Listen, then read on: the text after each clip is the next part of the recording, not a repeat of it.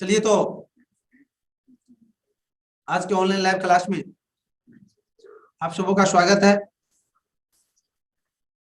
आप लोग को मालूम ही है कि आज 10th इकोनॉमिक्स की इकाई 2 जो है उसमें इतना पॉइंट बचा हुआ है जिसको आज हम पूरा कर सकते हैं, इसलिए हमने यहाँ पर लास्ट पिक किया है।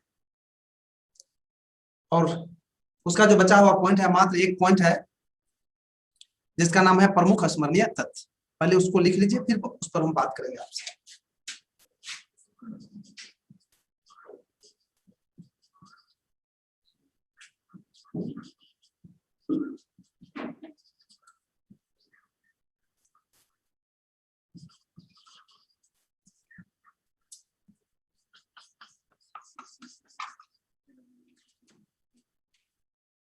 प्रमुख स्मरणीय तथ्य।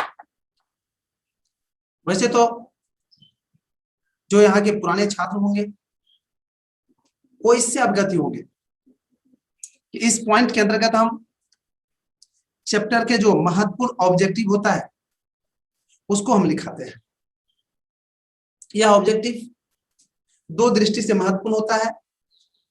पहला तो कि बोर्ड में भी 50% ऑब्जेक्टिव पूछा जाता है और उसमें से अगर इस चैप्टर से ऑब्जेक्टिव पूछा जाएगा अर्थात दूसरा चैप्टर से ऑब्जेक्टिव पूछा जाएगा तो हम जो प्रमुख स्मरणीय तथ्य के अंतर्गत लिखाएंगे शायद उसी में से होना चाहिए। तो एक तो बोर्ड की दृष्टि से ये महत्वपूर्ण हो गया, दूसरा कंपटीशन की दृष्टि से, इसलिए इसको संभाल के रखिएगा और उसको 1 नंबर 2 नंबर करके हम लिखाएंगे। आप लोग लिखना शुरू कीजिए। 1 नंबर में 1 नंबर में रेगनर नक्स ने गरीबी के कुचक्र की धारणा प्रस्तुत किया है।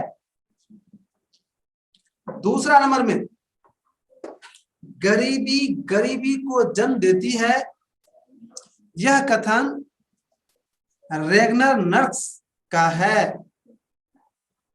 तीसरा नंबर में 2008-9 के अनुसार भारत के प्रति व्यक्ति आय 25,494 रुपया थी। 4 नंबर में 2005-6 के अनुसार बिहार का प्रति व्यक्ति आय 6,610 रुपया थी। उसके बाद 5 नंबर में बिहार में सबसे अधिक है पटना जिला का है। 7 नंबर में देश में 6 नंबर में बिहार में सबसे कम है शिवहर जिला का है। 7 नंबर में देश में सबसे अधिक है गोवा का और सबसे कम है उड़ीसा का है। 8 नंबर में CSO की स्थापना 1951 में हुई थी, जो वर्तमान में राष्ट्रीय आय का आकलन और प्रकाशन कर रहा है।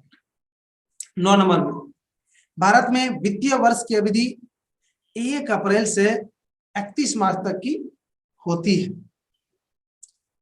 10 नंबर में बिहार की 41.4% आबादी गरीबी रेखा से नीचे गुजर बसर कर रही है। 11 नंबर में राष्ट्रीय आय में वृद्धि होने से प्रति व्यक्ति आय में वृद्धि होती है।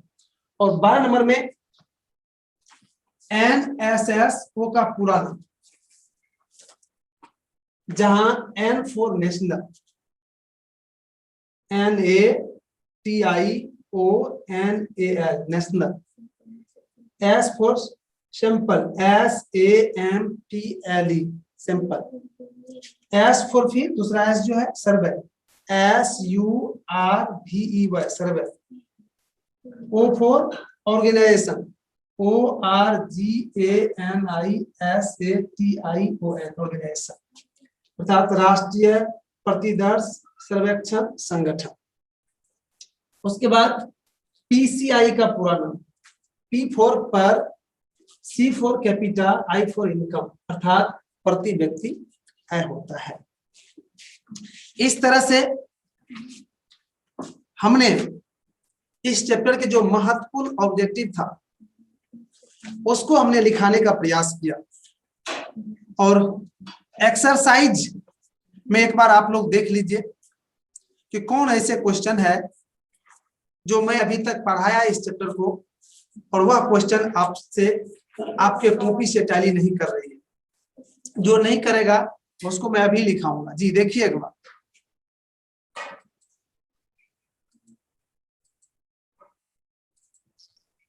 सर ईडीआई का फुल फॉर्म क्या होता है?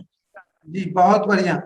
ई से हुआ इकोनॉमिक्स, डी से हुआ डेवलपमेंट, आई से हुआ इंडेक्स, मतलब इकोनॉमिक्स डेवलपमेंट इंडेक्स। सर वित्तीय वर्ष का मतलब क्या हुआ? वित्तीय वर्ष का मतलब हुआ कि देश का जो नया वर्ष शुरू होता है रुपया पैसा वाला, उसको कहता है वित्तीय वर्ष, जो 1 अप्रैल से 31 मार्च तक चलता है। सर प्रतिदर्श का मतलब क्या होता है? प्रतिदर्श का तात्पर्य हुआ आंखों देखा चीज, कहीं पर जो कुछ आप बिल्कुल आंख से देख रहे हैं वो प्रतिदर्श हुआ। सर 8 नंबर का फिर से बोलिएगा तो।